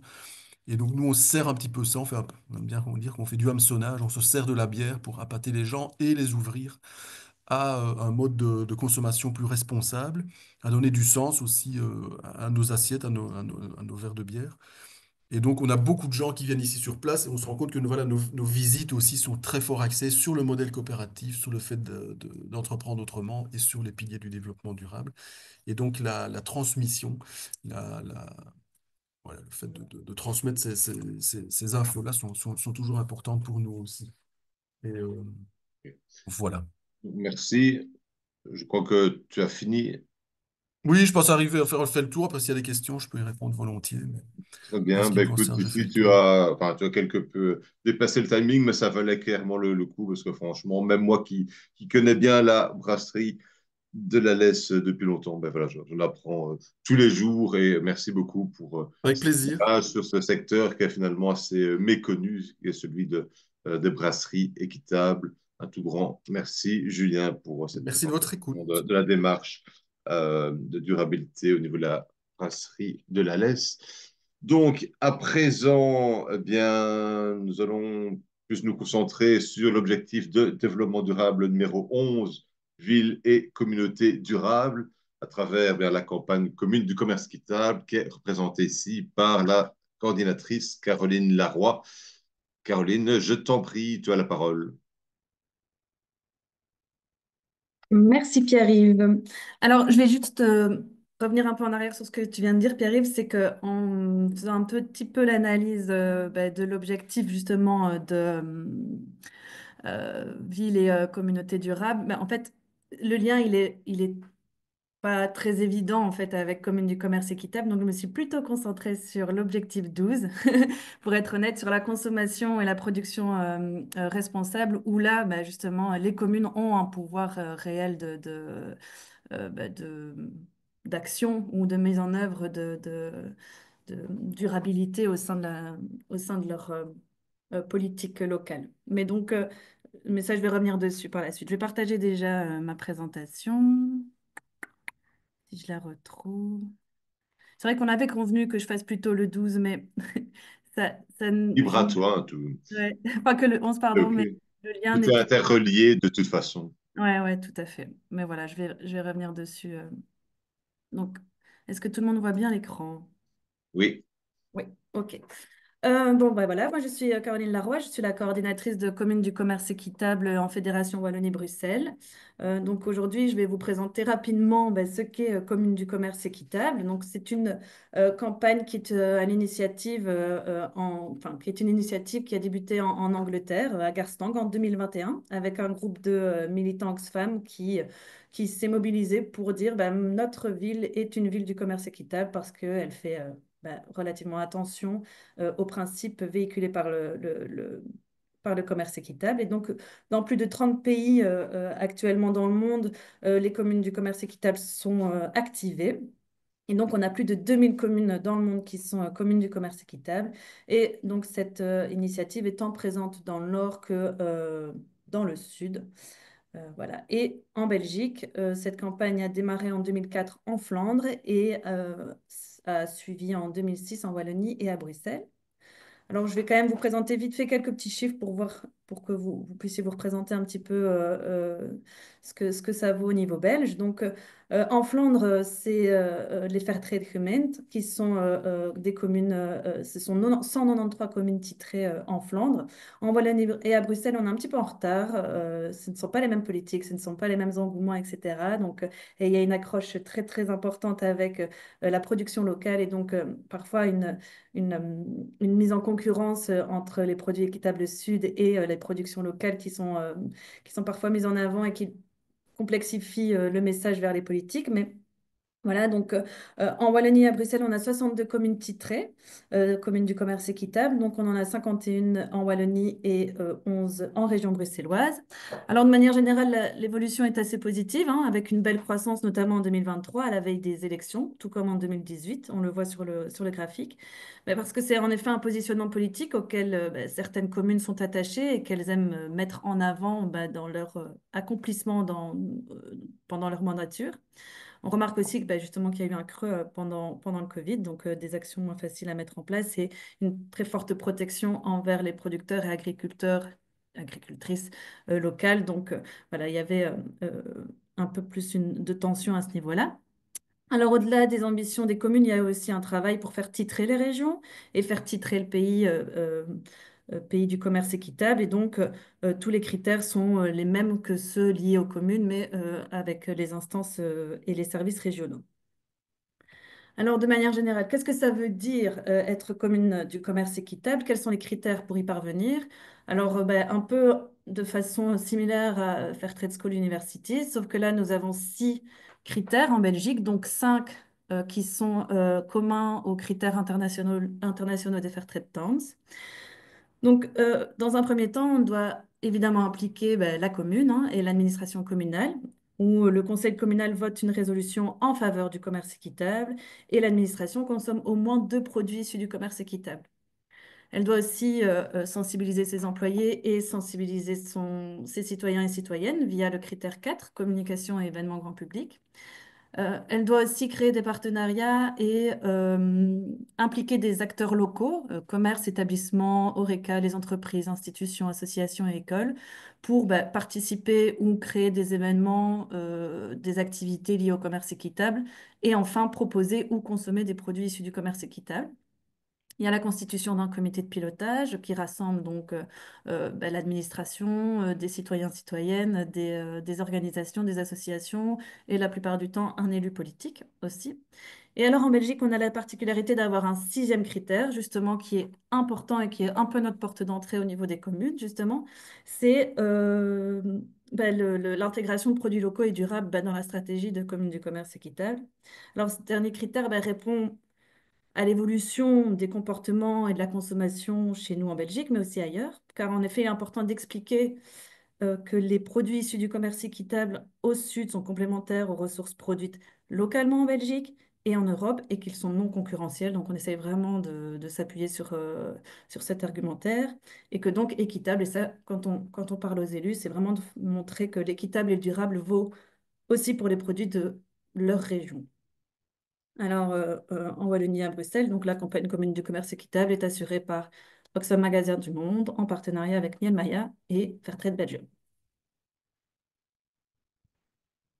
Alors, ben, pour faire rapidement un peu enfin, rapidement, pour faire le lien donc justement avec les objectifs de développement durable, euh, au vu des présentations précédentes, il n'est plus vraiment à démontrer que le commerce équitable est un commerce durable, tant d'un point de vue environnemental que socio-économique. Mais moi, je voulais en mettre quelques-uns en avant qui intéressent particulièrement Commune du commerce équitable. Et parmi les 17 objectifs, ben, CDCE s'intègre évidemment dans plusieurs d'entre eux, que ce soit l'objectif 13, lié aux mesures relatives à la lutte contre les changements climatiques, avec des élus qui choisissent d'aider et de soutenir ben, les producteurs partenaires et les commerces partenaires à protéger l'environnement et la biodiversité, par exemple par le biais de techniques de culture agroécologique. Donc ça, nous, on y prête un peu attention quand même dans la Commune du commerce équitable à ce que cette, mesure, enfin, ces mesures soient aussi prises en compte, notamment avec le critère 6, donc l'appui aux producteurs locaux. Alors, il y a un autre critère enfin, un autre objectif, pardon, qui est important de mettre en avant, c'est l'objectif 17 qui soutient ben, les partenariats pour la réalisation des objectifs. Alors, évidemment, pour arriver à Commune du commerce équitable, il est essentiel que la commune ait des partenaires et des partenaires locaux, pardon, et avec des ressources locales, que ce soit avec ses commerces, ses Horeca, etc., que ce soit avec ses collectivités, mais aussi avec les différents services administratifs. Et aussi, on peut considérer vraiment le partenariat politique, étant donné que dans le critère 1, le commerce équitable doit être voté et dans une résolution communale, donc met qui met en accord donc, la majorité et l'opposition. Donc, c'est normalement un titre qui est périn si, il est bien mis en œuvre et si les partenariats sont bien maintenus. Alors, je vais quand même faire un petit point sur ville et communauté durable, mais en réalisant vraiment l'objectif, CDCE s'intègre bien évidemment dans cet objectif, mais il fait beaucoup plus référence à la question des villes, de leur expansion et des mouvements de population, etc., ce qui n'est pas quelque chose pour lequel nous traitons réellement pendant la campagne commune du commerce équitable. Donc, je trouvais un peu le lien un peu moins facile à mettre en avant, mais je reprends un petit peu quelques informations de la FAO notamment, qui dit que l'urbanisation peut servir justement de catalyseur pour le développement rural, notamment en gérant l'urbanisation de manière durable, ce qui impliquerait comment dire, une refonte voilà, des systèmes alimentaires et agricoles de façon à ce que cela profite aux villes, mais aussi aux campagnes. Donc, c'est rendre les systèmes alimentaires plus efficaces et inclusifs. Donc, ça, c'est la FAO qui le dit, avec de meilleures infrastructures rurales qui seraient un avantage pour les agriculteurs, mais également pour les citadins. Et pour que ça profite vraiment à tout le monde, évidemment, avec ces DCE qui pourraient être facilitateurs, les producteurs et consommateurs pourraient en profiter car cette gestion pourrait évidemment s'appuyer sur les principes du commerce équitable. Et c'est là où Commune du commerce équitable peut avoir un peu un rôle de facilitateur ou en tout cas de mise en lien entre, enfin, chez les élus politiques, de bien prendre en considération les citadins, mais aussi les citoyens plutôt ruraux. Mais moi, ce que je voulais vraiment plutôt faire, c'est m'attarder sur le, l'objectif 12 en préparant un petit peu la présentation d'aujourd'hui. Car en fait, il existe euh, de nombreux aspects de la consommation qui, avec de simples changements, peuvent vraiment avoir un impact important sur la société, enfin, et sur la commune dans son ensemble. Et donc, dans cet objectif, il est clairement indiqué que les pouvoirs publics doivent mettre en œuvre et appliquer des politiques et des réglementations qui comprennent des mesures telles que le soutien aux politiques d'approvisionnement durable. Donc, la plupart du temps, on demande aux citoyens de prêter attention à ce qu'ils achètent ou ce qu'ils choisissent comme option durable à chaque fois que c'est possible. Alors, pourquoi pas les services publics qui pourraient aussi donc montrer l'exemple dans leurs achats, notamment en promouvant et en opérant des pratiques durables dans le cadre de la passation des marchés publics et conformément aux politiques et priorités nationales. J'ai ressorti du coup la loi justement de 2016 relative aux marchés publics qui, euh, qui dit que enfin, cette loi permet de de prendre en compte dans l'attribution des marchés des critères de qualité liés notamment à des caractéristiques sociales, environnementales et innovantes, ainsi qu'aux conditions dans lesquelles le commerce est pratiqué, et donc sans ambiguïté de privilégier l'achat par les pouvoirs publics de produits issus du commerce équitable. Donc dans les marchés publics, il est évident que on pourrait et on devrait, et ça commence à se faire, d'intégrer des critères de durabilité et donc des critères équitables dans les marchés publics. Surtout que les administrations publiques achètent d'énormes quantités de biens et de services pour aider à mettre en œuvre leurs propres politiques et pour faire fonctionner leurs services. Il faut savoir par exemple qu'en Belgique, 15,3% du PIB belge est consacré au marché public, ce qui est quand même une énorme manne si on veut pouvoir y intégrer des critères du commerce équitable. Ça pourrait vraiment être un réel, ça pourrait vraiment avoir un impact sur la production, mais aussi la consommation de produits issus du commerce équitable. Et donc en 2020, c'est les derniers chiffres que j'ai trouvés, en Belgique, les marchés publics représentaient un marché de 69 milliards d'euros. 69 milliards d'euros, ce ne sont seulement que les marchés publics qui font référence à un appel d'offres attribué publiquement, mais sinon, il y en a plein d'autres qui ne sont pas forcément des procédures publiques. Et donc, si vraiment on prend tout en compte, ça ferait plus de 112 milliards d'euros qui seraient consacrés pour les marchés publics sur l'année 2020.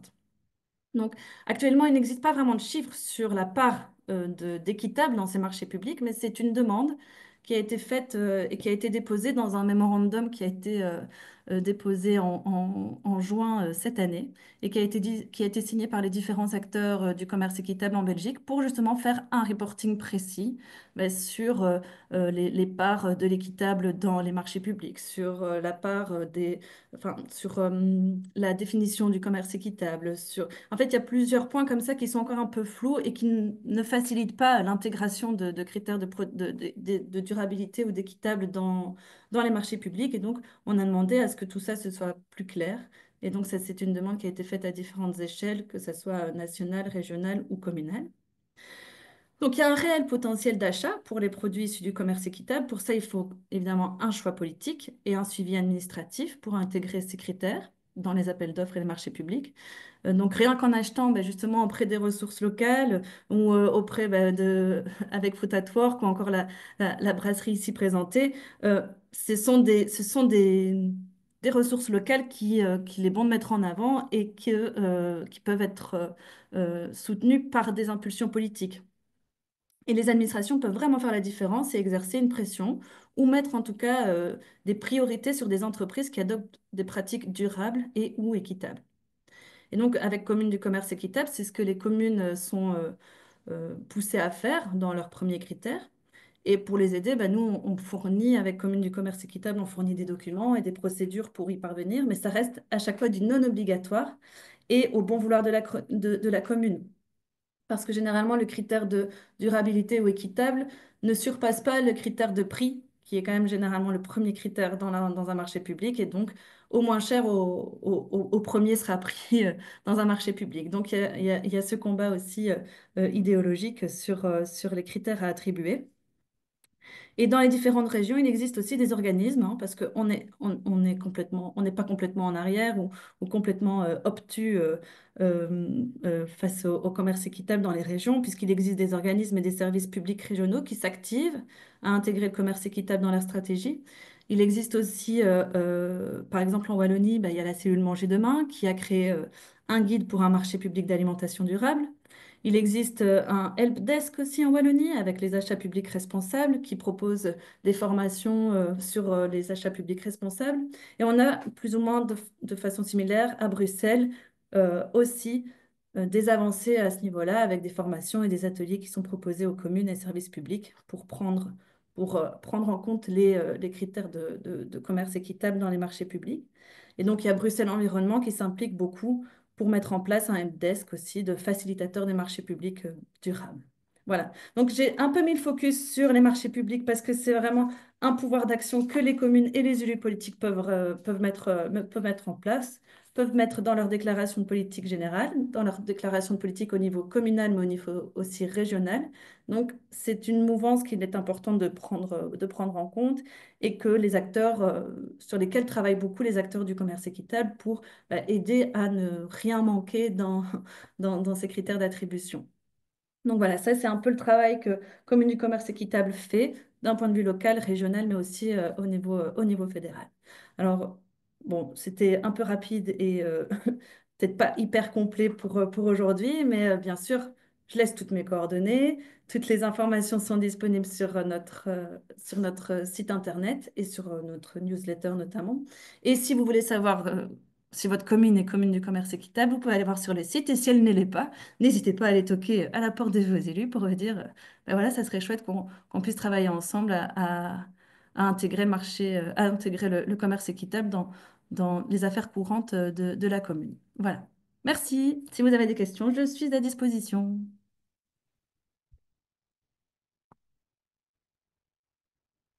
Voilà, merci beaucoup, Caroline. Je ne sais pas si il y a des questions ici à court terme. Donc, si pas, eh bien, je vais inviter Pauline Grégoire à prendre la parole pour la dernière présentation du webinaire. Pauline Grégoire, qui, si je ne m'abuse, va plutôt se focaliser sur l'objectif de développement durable numéro 5, égalité entre les sexes. Et je pense qu'elle va nous parler en primeur de la prochaine campagne d'Oxfam Magasin du Monde sur le sujet. Vas-y, Pauline, je t'en prie. Oui, bonjour tout le monde, merci. J'ai été un peu absente au début du webinaire parce que j'avais une autre réunion, donc j'ai pas pu voir toutes vos présentations, mais je suis sûre qu'elles étaient très intéressantes et de qualité. Donc je vais démarrer tout de suite dans le vif du sujet.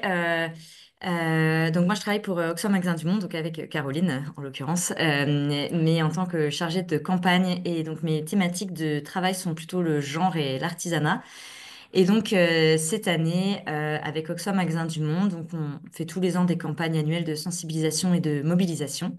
Et donc, cette année, ce sera donc sur la thématique du genre et plus principalement donc le genre et l'artisanat, puisque c'est notre cœur de métier aussi chez Oxfam Magasin du Monde. Et donc, la question qui m'était posée était un peu comment est-ce que le genre et le commerce équitable, et notamment l'objectif de développement durable numéro 5, vont ensemble. Et je vous ai donc préparé, ouais, je suis désolée, ce sera encore un PowerPoint, mais voilà, ce sera ça. Est-ce que c'est OK? On voit. C'est bien parti. Ouais, c'est parfait. Je peux le mettre en plein Vous écran. voyez, je le mets en diaporama. Ouais, ça va? Vous voyez Ouais, le impeccable. titre et tout? C'est bon. Euh, alors, du coup, alors attendez, excusez-moi juste une petite seconde. Je voulais dire, moi j'ai une petite fille qui est journaliste. Est-ce que je peux juste vous prendre en 15 minutes parce que je suis en plein webinaire, il faut que je présente, mais j'arrive juste après pour si vous restez là un petit peu. Pardon, c'était ma précédente réunion. Excusez-moi. Pourquoi est-ce qu'on veut parler d'égalité entre les sexes et pourquoi c'est important d'en parler? Donc, j'ai mis quelques chiffres là-dessus. Vous n'êtes pas obligé de tout recopier, mais c'est pour avoir une idée de pourquoi c'est important d'en parler. Donc, il faut savoir que, évidemment, notre économie mondiale repose sur l'exploitation systématique des femmes et des groupes minorisés. Je vous ai mis quelques chiffres avec des chiffres à l'échelle mondiale et des chiffres qui se rapportent à la Belgique, puisque on a souvent tendance à croire quand on habite ou quand on vit dans des pays développés que le problème de l'égalité des sexes est réglé, puisque a priori nous avons le droit de vote et nous avons des comptes bancaires et le droit de travailler, donc l'affaire est pliée. Il n'en est pas du tout le cas. Donc, on a, à titre, les chiffres que je trouvais particulièrement intéressants, notamment en économie, en autonomisation économique des femmes. Il faut savoir qu'au niveau mondial, une seule entreprise sur trois est détenue par des femmes. Et en Belgique, c'est seulement 23% des petites et moyennes entreprises qui sont dirigées par des femmes, alors que les PME représentent 99% des entreprises belges. Je trouve que c'est quand même des chiffres assez édifiants quand on parle de différences et d'inégalités entre les genres. On sait aussi qu'en moyenne, les femmes sont payées 24% de moins que les hommes pour un travail équivalent. Ça, c'est des chiffres plutôt à l'échelle globale. Et en Belgique, la différence annuelle de salaire, tout secteur confondu, est de 21% en 2021. Ces chiffres, ils varient évidemment en fonction des recherches sectorielles. Elles sont par exemple plus élevées dans les secteurs des travaux publics et des infrastructures et moins élevées par exemple dans les secteurs de soins ou de ONG associatifs, etc., ou dans le privé. Donc ça dépend vraiment des secteurs. Et autre chiffre édifiant et intéressant, les femmes belges consacrent 82%, soit 96 minutes ou 1 heure et demie de plus que les hommes au travail de soins non rémunéré chaque jour. À côté, il y a une petite photo qui vient du Gender Index, qui est donc une étude qui est faite au niveau européen et par pays. Et donc, vous avez, oula, pardon, à côté, donc, les personnes qui cuisinent ou qui s'occupent des tâches ménagères par jour sur une tranche d'âge de 18-74 ans. Et là, on peut s'apercevoir, donc, quand on est célibataire, les hommes contribuent donc, pour eux-mêmes à la cuisine et aux tâches ménagères à une échelle à peu près égale aux femmes, voire même plus. Quand on est parent célibataire, les courbes s'inversent. Quand on est en couple sans enfant, l'écart se creuse. Et quand on est en couple avec enfant, c'est encore pire. Et on peut remarquer donc en rouge et en orange, c'est les chiffres belgiques. BEW, c'est femmes et BEM, c'est des hommes. Et ensuite, en gris, on a les chiffres pour l'Union européenne. Donc voilà, je me suis dit que c'était intéressant de vous le mettre pour que vous preniez conscience de l'intérêt de parler de ce sujet, qui n'est pas un sujet qui doit être pris à part, mais qui est un sujet qui doit être pris de manière transversale dans tout ce qu'on fait. Selon l'ONU, donc là c'est pour un peu vous déprimer, mais pour vous redonner l'espoir dans la slide d'après. Donc au rythme actuel, on estime qu'il faudra 300 ans pour mettre fin au mariage des enfants, 286 ans pour combler les lacunes en matière de protection juridique et supprimer les lois discriminatoires. On parle du monde entier là, hein. 140 ans pour que les femmes soient représentées de manière égale dans les postes de pouvoir et de direction sur les lieux de travail, et 47 ans pour parvenir à une représentation égale dans les parlements nationaux. Donc on voit qu'on est vraiment très loin du compte pour le moment en termes d'égalité de genre. Mais selon nous, donc selon Oxfam, et là je parle en notre nom, Oxfam Magazine du Monde et aussi au nom de Oxfam International, les injustices ne sont pas innées, ce sont le résultat d'inégalités structurelles produites par des rôles sociaux genrés, des normes et des pratiques culturelles discriminatoires. Ça veut dire que les inégalités, là on parle de genre, mais on peut aussi parler des inégalités économiques. Ce ne sont pas des choses qui tombent du ciel et qui sont là par hasard, ce sont des choses que nous avons construites en tant que société et que puisque nous les avons construites, elles peuvent aussi être déconstruites par des actions politiques, par des actions collectives et par tout un tas d'outils qu'on peut mettre en œuvre pour parvenir à un idéal de société plus juste. Donc c'est la bonne nouvelle, il y a beaucoup d'inégalités, mais ce n'est pas inné, donc on peut tout à fait les réduire. La question donc des inégalités de genre vis-à-vis de l'ODD numéro 5, c'est est-ce qu'on fait mieux dans le commerce équitable que par rapport aux chiffres que je vous ai donnés à l'instant? La réponse est un peu mitigée. On ne fait pas forcément mieux puisque évidemment on vient de la même société, on a été éduqués et nourris et on a grandi dans le même moule sociétal qui est donc pétri de patriarcat et donc d'inégalité comme on vient de le voir dans les chiffres avant. Donc évidemment, et ça marche pour tout, pour toutes les organisations et tous les secteurs, on n'est pas on n'est pas on n'est pas sauvé magiquement de la société quand on travaille pour une organisation de commerce équitable. Et donc ça, ce sont des chiffres de Commerce Équitable France, donc que j'ai repris d'une présentation qu'ils ont fait dernièrement pour leur réseau et pour leurs partenaires. Donc en France, il y a une enquête menée auprès de 200 salariés du secteur du commerce équitable qui disait donc de 89% des salariés estiment que c'est un sujet important, l'égalité des genres, qui doit être au cœur des missions de commerce équitable. Mais malheureusement, on récolte aussi dans cette étude que 40% d'entre eux déclarent avoir été témoins ou victimes de remarques sexistes au travail et 20% d'entre eux et elles déclarent avoir été témoins ou victimes de harcèlement sexuel au travail. Donc en fait, là, on a des chiffres qui nous disent que malgré le fait que l'égalité des genres soit quelque chose que l'on porte dans notre cœur, dans notre mission, notre engagement personnel et ou professionnel, il s'avère qu'on reste dans une société profondément sexiste et inégalitaire qui fait qu'en fait, on a aussi des discriminations, du harcèlement et des remarques sexistes et violences de tout type sur notre lieu de travail aussi quand on travaille dans des organisations de commerce équitable. En termes d'impact pour les filières, donc là, on parle vraiment d'organisations équitables comme l'Organisation des commerces équitables en France. En termes d'impact dans les filières, donc tout ce qui concerne les chaînes de production, on remarque qu'en fait, c'est assez difficile de mesurer l'impact de notre travail en termes d'égalité de genre. Euh, Dans les filières food, donc tout ce qui est alimentaire, on remarque globalement une faible inclusion et participation des femmes dans des coopératives certifiées de commerce équitable et une répartition inégale des bénéfices du commerce équitable entre femmes et hommes. Ça reste que les valeurs et les pratiques du commerce équitable tentent de réduire ces impacts, tentent d'avoir une meilleure répartition, tentent d'avoir des meilleurs salaires, en tout cas des salaires égaux, avec toute la série de principes qu'on met en œuvre régulièrement. Il s'avère qu'en termes d'impact, qui sont plus difficiles à mesurer, on n'est pas encore à l'idéal qu'on aimerait atteindre. Et c'est OK, et il vaut mieux le savoir et agir que de l'ignorer et de rester dans le déni par rapport à ce qu'on fait. On remarque par contre positivement qu'il y a des impacts un peu plus significatifs dans les filières artisanales équitables. Donc l'artisanat est un peu plus porteur d'impact en termes d'inégalité de genre. Euh, donc les impacts sont globalement encore trop faibles ou ponctuels. Et on remarque aussi, et ça c'est une remarque qui vaut pour tous les secteurs économiques confondus et toutes les actions politiques confondues, sans action ciblée et volontariste, on ne va pas atteindre de changement transformateur et que ça s'applique au commerce équitable et dans d'autres filières. Je fais aussi un parallèle avec récemment, donc on parlait de devoir de vigilance des entreprises, de régulation des multinationales. On a parlé tout à l'heure, je suis arrivée à la fin de la présentation de Julien de RSE, un peu de responsabilité des entreprises.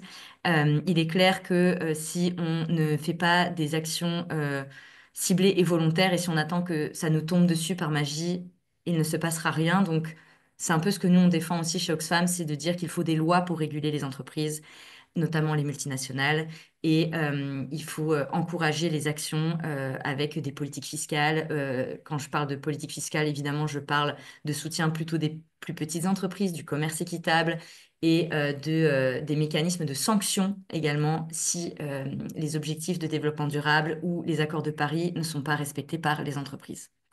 Pour vous faire une petite parenthèse qui se referme. Donc, le commerce équitable et l'ODD 5, donc là, il y a beaucoup de textes, mais il s'agit juste des objectifs de développement durable qui sont repris et explicités pour l'ODD 5, notamment. Comme ça, vous les avez sous les yeux. Moi, je vais vous parler un petit peu de ce que le commerce équitable, ou en tout cas ce que nous, à Oxfam Magasin du Monde, on met en place pour répondre un peu à cet objectif. Sachant que les ODD, c'est quand même des objectifs extrêmement globaux qui sont plutôt mis en place par les gouvernements et les institutions de développement. Donc nous, en tant que plus petite structure, donc ASBL et distributeur de commerce équitable, évidemment qu'on a des impacts à notre échelle et qui sont donc du coup moins globaux que ce qui est cité dans les objectifs de l'ODD. Donc du coup, pour la lutte contre les discriminations, donc nous, ce qu'on fait donc au sein d'Oxfam, c'est qu'on a donc on a beaucoup de documents cadres et de politiques et de principes qui sont mis en place et par Oxfam International et par nous-mêmes. Donc on a une politique genre, on a un groupe de travail interne sur ces questions qui vise à mettre en place cette politique et donc à notre échelle, progressivement, de faire infuser nos principes féministes qui ont été mis en œuvre par Oxfam International une petite 5-10 années, je dirais. Voilà, donc ça, c'est ce qu'on fait en interne. Au niveau de la violence et de l'exploitation, donc là, on va plutôt parler de l'impact que nos partenaires de commerce équitable peuvent avoir. Donc, en tant que distributeurs, c'est notre manière à nous de les soutenir et de participer à cette alternative de commerce qui, pour vous donner l'exemple du Bangladesh, c'est notre partenaire Core de Juteworks qui donc travaille avec des femmes qui sont déplacées, notamment pour cause de crise climatique, d'inondations ou de conflits et qui se retrouvent dans des situations économiques tellement vulnérables qu'elles peuvent être victimes de traite d'êtres humains. Et donc le fait d'offrir des opportunités de travail à ces femmes ou ces communautés, euh, donc des opportunités de travail artisanales là où elles sont, là où elles se déplacent, fait qu'elles arrivent à rester en dehors de ces comment on dit, c'est pas des filières, mais de ces groupes de traite d'êtres humains. Donc, c'est aussi comment est-ce que le travail et le commerce équitable peuvent contribuer à réduire la violence auxquelles sont exposées les femmes pour divers facteurs. On parle aussi donc de promotion et de partage des travaux domestiques. On remarque, et là c'est les chiffres que je vous ai donnés tout à l'heure, que évidemment les tâches ne sont pas équitables et que la propension du travail de soins non rémunérés vaut des milliers et même des millions dans les PIB des États. C'est du travail qui est non reconnu, non rémunéré, qui est pourtant est effectué par une majorité de femmes partout dans le monde. Et donc ça, à Oxfam, donc on en fait des recherches. On écrit beaucoup de recherches sur ces sujets et là, ça va être aussi l'occasion d'en parler dans notre future campagne. Au niveau de la participation et accès aux postes de direction, il faut savoir que dans le commerce équitable, en tout cas à WFTO, donc l'organisation dont on fait partie, on a 56% de femmes qui sont dirigeantes d'entreprises de commerce équitable, ce qui est supérieur à ce qu'on peut trouver dans l'économie conventionnelle, où les chiffres globaux sont entre, on l'a dit tout à l'heure, à peu près une femme sur trois qui détient une entreprise. Donc, on a dans le commerce équitable des chiffres un petit peu plus élevés. Ensuite, en termes de santé sexuelle et procréation, donc ça c'est pareil, c'est toujours un travail de nos partenaires. Donc on a Céline au Sri Lanka qui, avec les profits réalisés par la vente de leurs produits de commerce équitable, ont lancé un programme de sensibilisation et autour de la précarité menstruelle au Sri Lanka, donc qui travaille avec des communautés conservatrices et aussi vulnérables économiquement, où en fait le tabou des règles est extrêmement présent dans ces communautés qui empêchent les femmes de travailler, empêchent les femmes de sortir de chez elles. Et donc, il y a tout un travail qui a été mené par notre partenaire de commerce équitable pour sensibiliser les communautés, les chefs religieux notamment aussi. Et aussi, ils ont lancé une gamme de fabrication de produits artisanaux hygiéniques, donc des produits hygiéniques qui sont distribués par cette entreprise de commerce équitable auprès des communautés. Donc, ils sont des produits artisanaux durables et qui tentent de briser le tabou autour de la santé sexuelle et notamment des menstruations féminines. Le droit et accès aux ressources et les technologies, l'autonomisation et aussi les politiques d'égalité, on les travaille surtout en plaidoyer, donc que ce soit nous, Oxfam International. C'est plutôt aussi des choses qui ont trait aux filières plutôt alimentaires pour le droit et l'accès aux ressources, puisqu'on parle plutôt d'accès à la terre ou aux services financiers. Au niveau des technologies et de l'autonomisation, on a aussi beaucoup de partenaires en Inde qui, avec les profits générés de leur entreprise de commerce équitable, financent des programmes de formation plutôt destinés aux femmes ou à leurs enfants. Donc soutien scolaire, formation de métiers spécifiques et recherchés sur place, des formations d'artisans évidemment, et aussi qui forment des femmes à des métiers qui sont essentiellement tenus par des hommes. Dans la tradition, par exemple, en Inde, on a beaucoup de travail du cuir ou de travail de métal qui sont historiquement et traditionnellement réservés aux hommes. Et donc nos partenaires commencent à aussi travailler là-dessus pour intégrer de plus en plus de femmes dans ces filières, pour, un, ne pas perdre le savoir-faire manuel de la région, et deux, pouvoir donner aussi plus d'opportunités économiques aux femmes qui sont aussi dans ces communautés. Voilà, donc grosso modo, c'est à peu près ce qu'on peut trouver en lien avec l'ODD numéro 5 dans le commerce équitable. Et maintenant, je vais vous parler rapidement de notre campagne, puisque nous allons travailler à notre échelle, donc en tant que distributeur de commerce équitable et ASBL d'éducation permanente. Donc, pourquoi cette campagne? Évidemment, parce que comme je viens de vous le présenter, l'égalité de genre est au cœur des raisons pour lesquelles nous faisons du commerce équitable. Donc, on vient de parler de l'ODD numéro 5 et nous, étant partie de l'Organisation mondiale du commerce équitable, On est aussi rattaché à leur principe numéro 6, qui concerne l'égalité de genre. Pour nous, c'est une thématique transversale, source de grandes inégalités dans le monde, je viens de vous en parler, donc qui devrait être infusée dans tout ce qu'on fait, pas seulement travailler à part, mais travailler dans une globalité et nous permettre de nous poser systématiquement des questions sur l'impact sur les femmes que peuvent avoir nos activités. On est aussi une organisation féministe, donc on se présente comme telle auprès de nos publics, et c'est une question que nous devons travailler en interne, puisque je vous en parlerai juste après, mais on a certains défis liés à ce terme. La dernière fois qu'on a parlé de ce sujet vraiment profondément, c'était en 2014, donc on est en train de relancer un peu la machine sur ce sujet. Ça va faire 10 ans qu'on n'a pas traité ce sujet de fond. Et on s'est aussi aperçu, puisqu'on a fait des recherches au sein de notre mouvement, que les concepts de genre, de féminisme et d'égalité de genre étaient parfois flous et mal compris, c'est-à-dire qu'on n'a pas tous la même définition de ces termes. Certains font peur, certains sont source de crispation de résistance, donc c'est quelque chose qu'on va pouvoir travailler dans cette campagne. Et enfin, évidemment, bon là je ne vais pas m'étendre dessus, mais les actualités, on a eu quand même l'assassinat d'une médecin en Inde dans un hôpital public il y a quelques mois qui a été la source d'énormes manifestations et de mobilisation locale. C'était à Calcutta. On a aussi en France, pour une actualité plus proche, les procès de Mazan qui ont aussi remis à l'ordre du jour la violence faite contre les femmes et la réalité pure de ce que ça représente. Et donc, en fait, même dans les pays développés, on arrive à des faits hallucinants de violence et de domination faites aux femmes. Donc, ce sont des sujets d'actualité, malheureusement. Aussi parce que, donc, nous faisons cette campagne parce que ben, les femmes sont le pilier du mouvement du commerce équitable.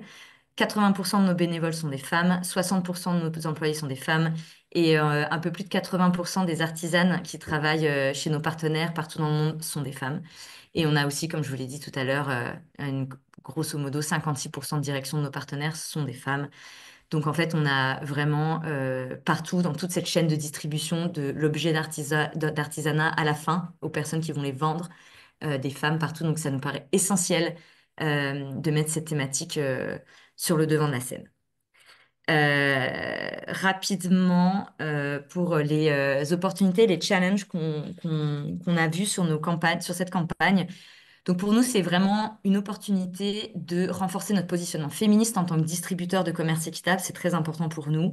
De promouvoir aussi une vision alternative et féministe du commerce, puisque nous faisons avant tout du commerce.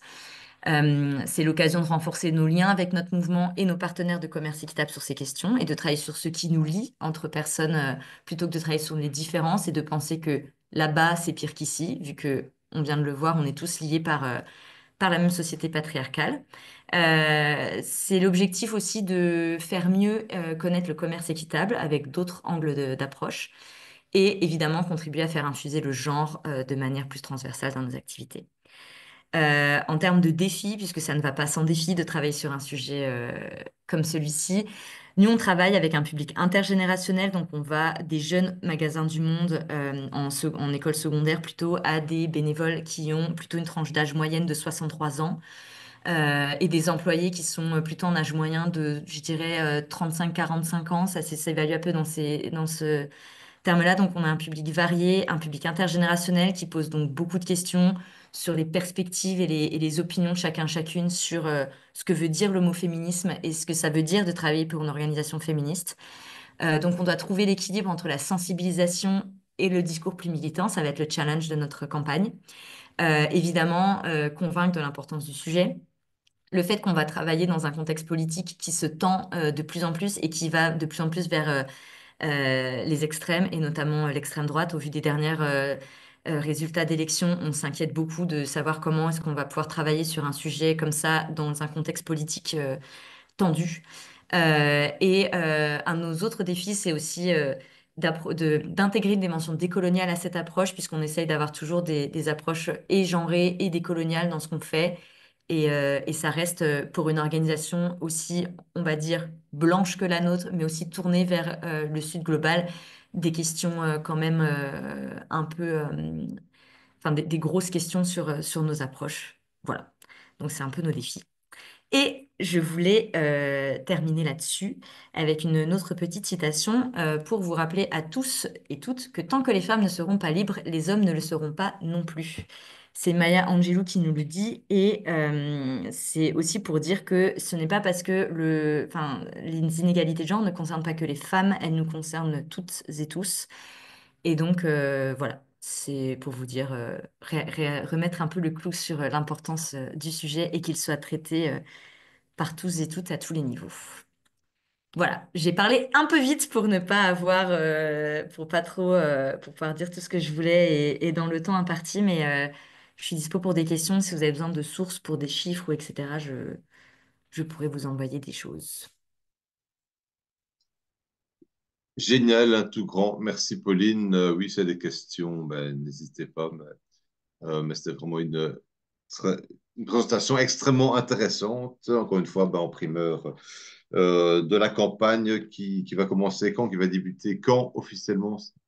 Oui, je ne vous l'ai pas dit, elle va démarrer à partir de 2026 et on va avoir plutôt un calendrier très interne, donc très centré sur nous et notre public de bénévoles. Mais à partir d'octobre 2026, 2025, pardon, là, j'ai déjà sauté une année.